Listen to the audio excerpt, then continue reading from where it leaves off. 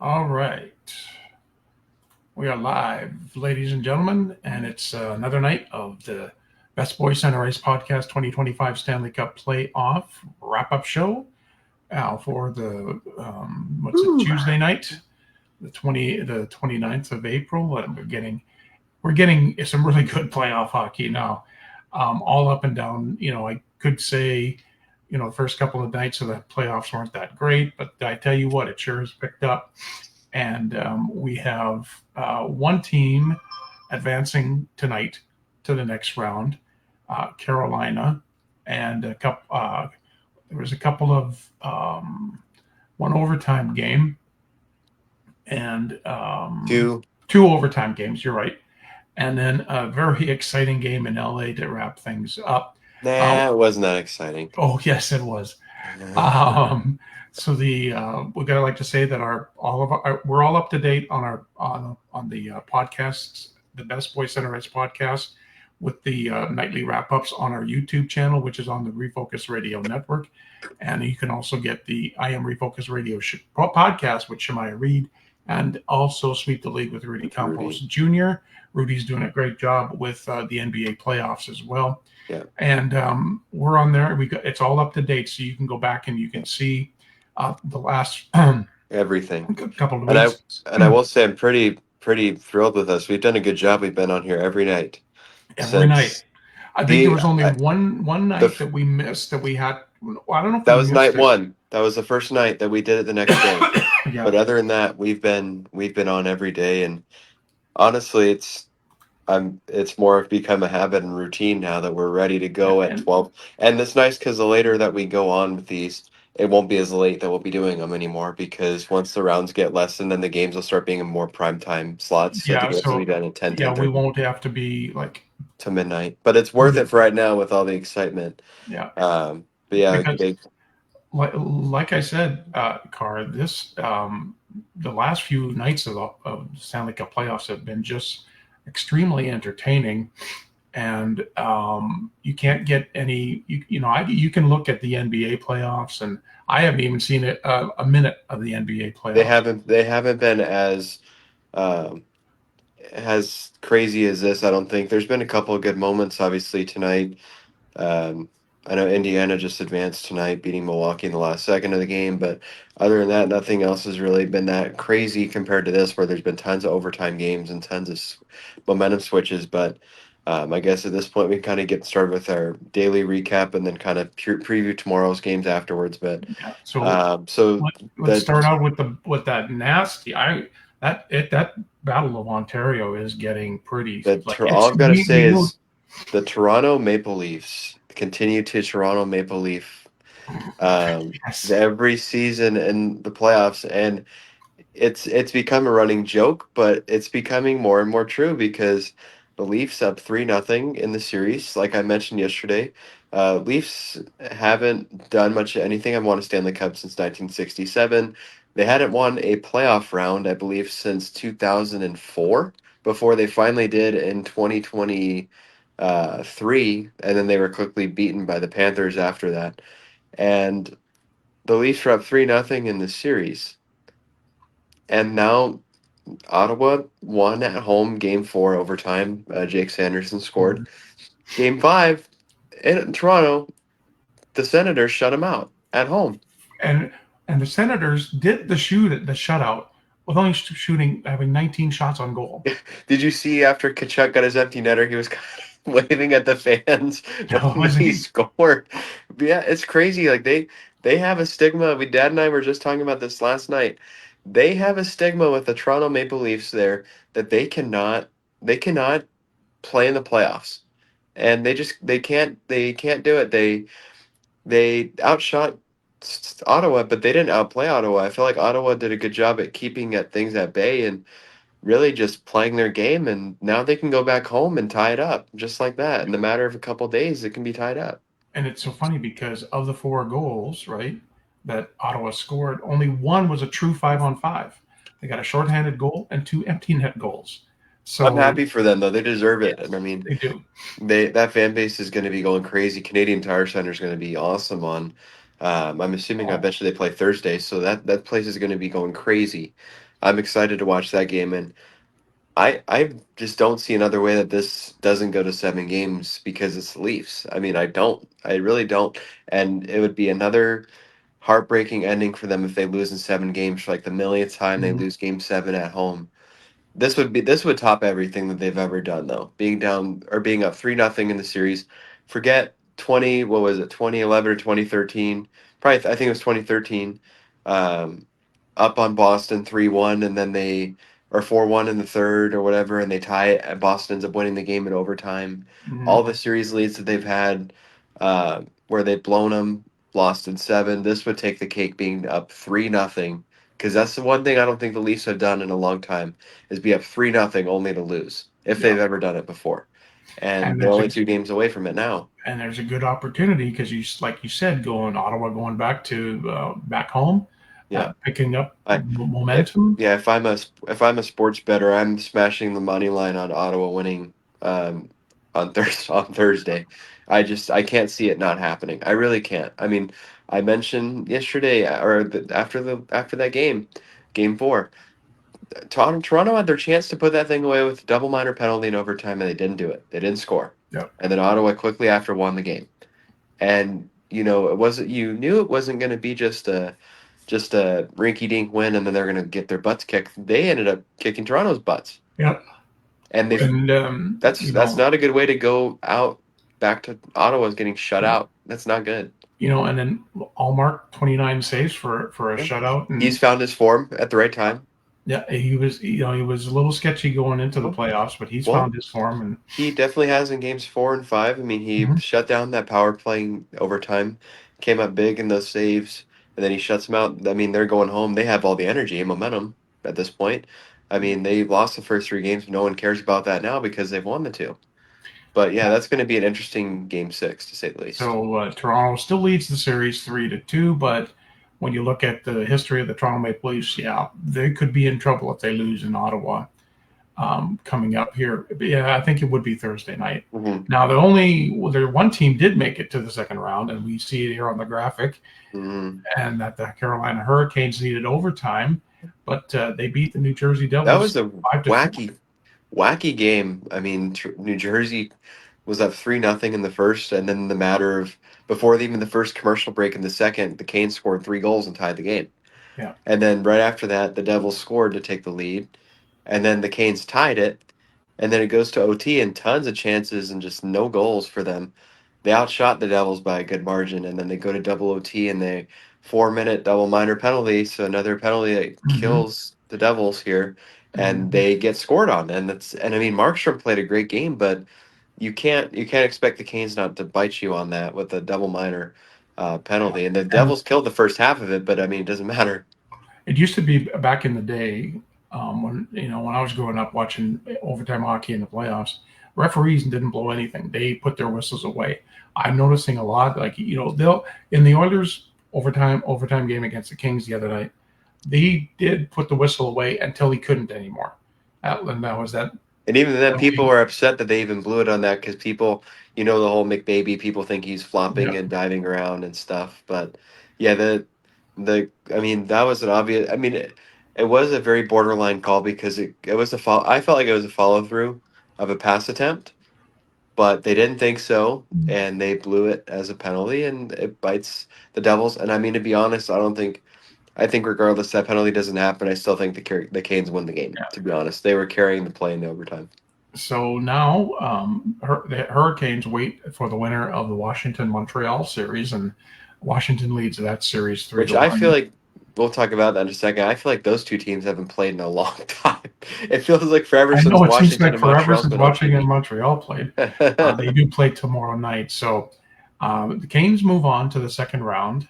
A game that also went to overtime, and it almost didn't go to overtime Oh, so between Minnesota heartbreaking. and Vegas. So Vegas heartbreaking. wins 3-2, and so we'll get to they win 3-2, and the overtime winner came about four Ha- minutes in. Howden got the Howden. overtime win. Okay, Oh, so go. I wasn't able to watch the game heartbreaking. because I was watching the Am I Oilers. gonna have to? I'm gonna need to analyze this for you. Yeah, could you like Okay. that? There Yes. was a goal that was called back Yes, there was. So for Minnesota. yes. So uh, Vegas had a 2-1 lead early in this game, and then Minnesota tied it. Matt Boldy got his fifth goal of the series. Wow. So he's a goal per game in the series, and then you go down to the last few minutes, and it's crazy. Vegas didn't have a shot for the first 14 minutes of the third, or 13, 14 minutes of the third period. Gustafson actually got removed from this game because he had an illness. So Marc-Andre Fleury came in the third period.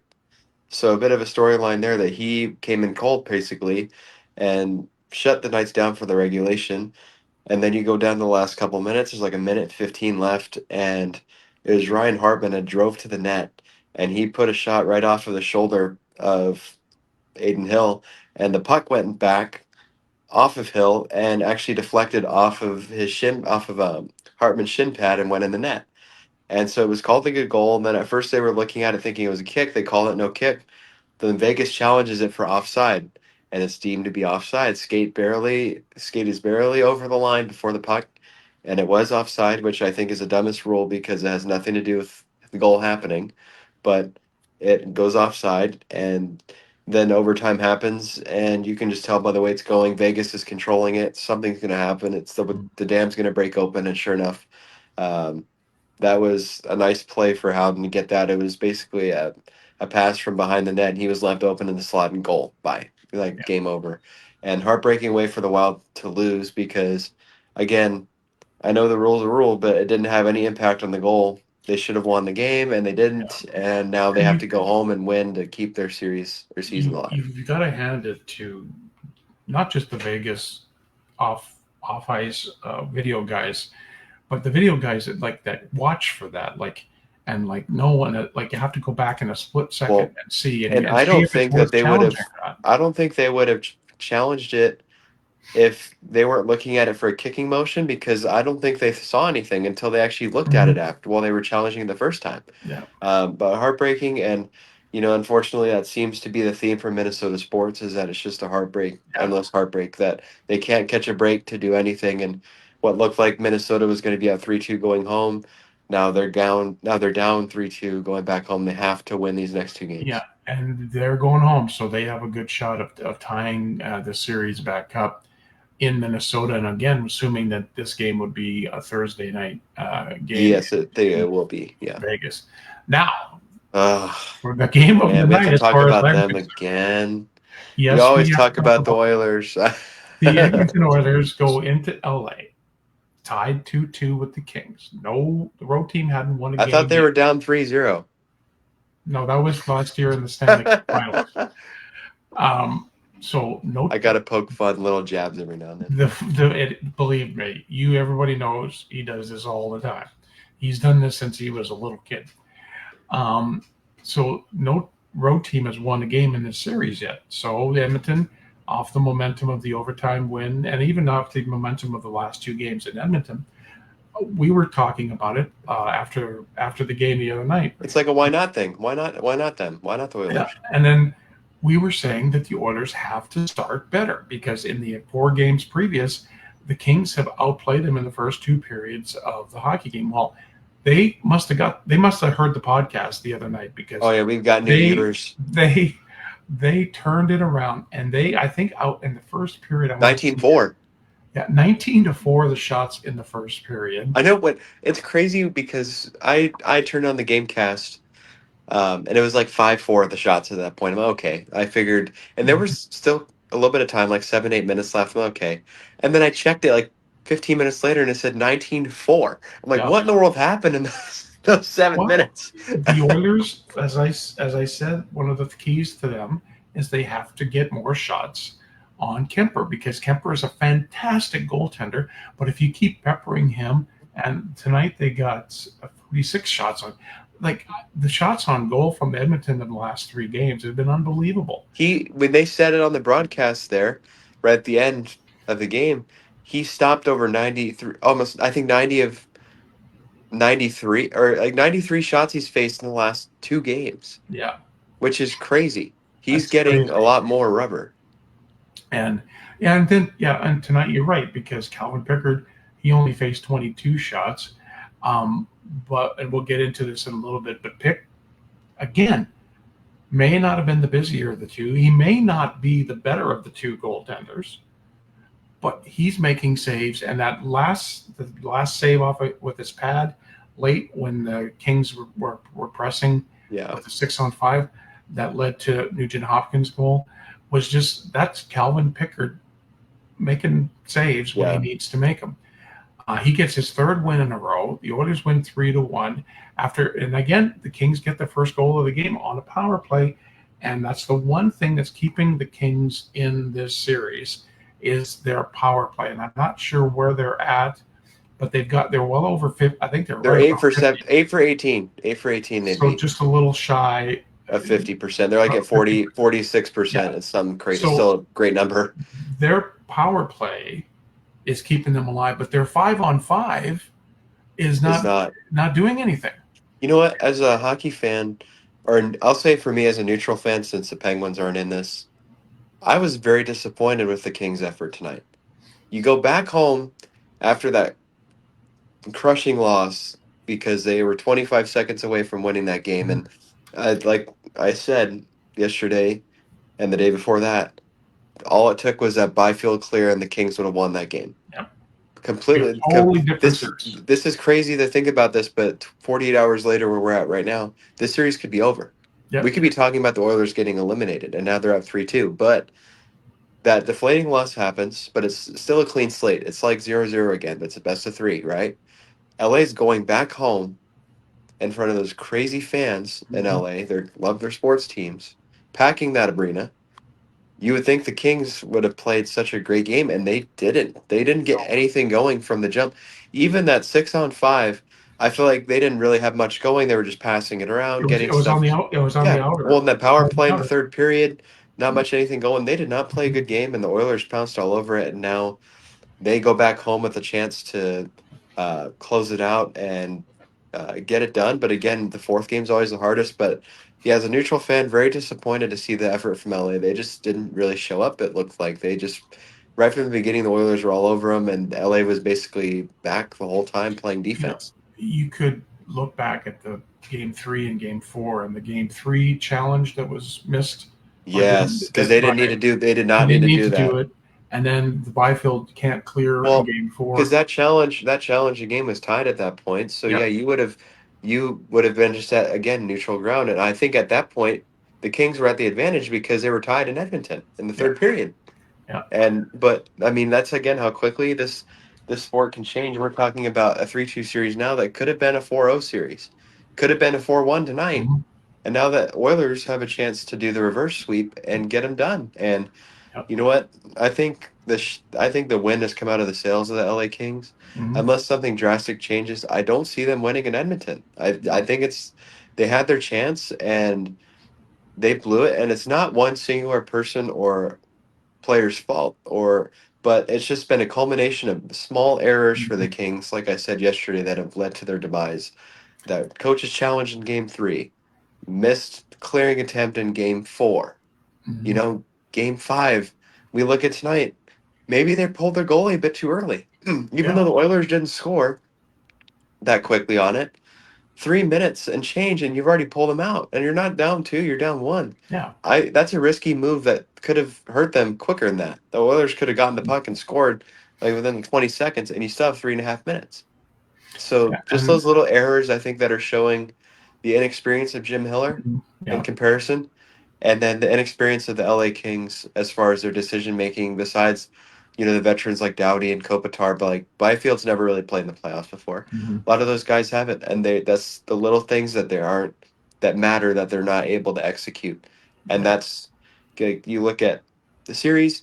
The Oilers for a longer term period of time have been not as great as the Kings, but it's the Kings' minor mistakes that take like 5 seconds that are screwing them so bad that are And having the them Oilers are miss. taking advantage of those mistakes Yeah, big like time. I did not think after game 2.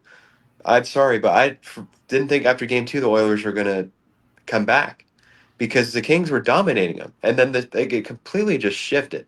The Mhm. Oilers just turned on to their Oiler gear and are red hot. Like they're playing red hot, and the whole lineup now has started contributing. You had Kane and Yanmark tonight with goals tonight. Even Nuge, I know he's a bigger guy, but he hasn't really been a factor until recently.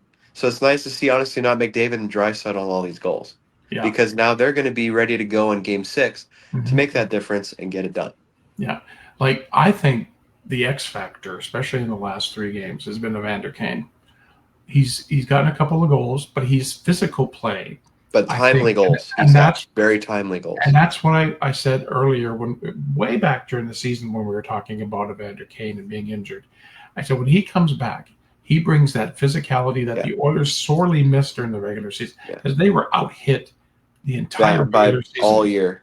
all year. So you get Evander. I think that's your X factor is Evander Yeah. Kane with a couple Now of goals and some physical play and he's been key. Klingberg. He's been key for the Oilers. Now I look at this series. I don't care which way it goes, whether LA or Edmonton wins. I have to give my A+ star rating to Darcy Kemper, no Oh yeah, matter if they lose or win, because a lot of these games, the Oilers could have twice as many goals if yeah, it's not for him. He's the only reason the Kings are alive. Even tonight, it's crazy with how many shots the Oilers had. He only allowed 2 the whole yeah. night. He's been a great goalie, and he deserves a big payday if he hasn't already gotten one from what his contract is, or to be like he's got to be a mainstay on any team at Yeah. this point. He's proven himself. And the one thing I did notice in the last few games with Kemper, it's not. I don't think it's really his fault. Well, he does give up rebounds, but the Kings aren't clearing. The Kings are giving the Oilers a second, a third shot. They're not clearing guys out. They're not getting the puck out of there. They're giving the Well, Oilers those and I extra think that's chances. Kemper's style. I don't think Kemper is much of a goalie to be able to really trap pucks. He's able to stop them, but he needs his defense there to clear him, and they haven't. You're right. He he can make a save, and they're not there to take care of the mess, and he's diving around trying to find the puck, and the Oilers are getting. I've noticed, you probably noticed it too.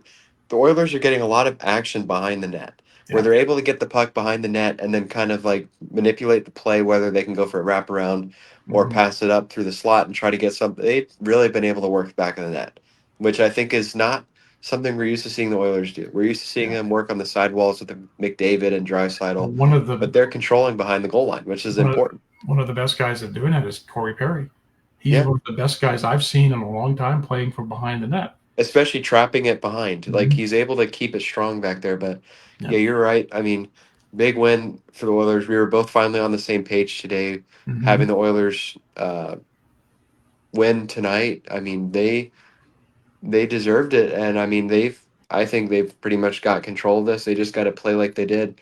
Play Yeah. another whole 60 minutes. You can't be going back to the bad habits of playing the first No, 40. you got Man, to right from the yeah, start. You got to put your yeah. pedal to the Because metal well, now and keep. LA is going to be coming out there like we're going to go home if we don't show up. Yep. We want to go to LA and play another game. We don't want to go to LA and be on vacation. No, But no, yeah, exactly. tonight's games were great. Again, we had Ottawa come back and beat Toronto again, so now they're down 3-2. Carolina, like we mentioned, you see on there, first team to advance to the second round. They beat the Devils 4-1 in the series and 5-4 in overtime or double overtime tonight. Uh, the Vegas Golden Knights squeak out a overtime Mhm. win against the Wild, and then the Oilers again come up big in LA and beat the Kings, and now they're up 3-2. Both of those VGK and Edmonton are up 3-2 in those. Tomorrow's games.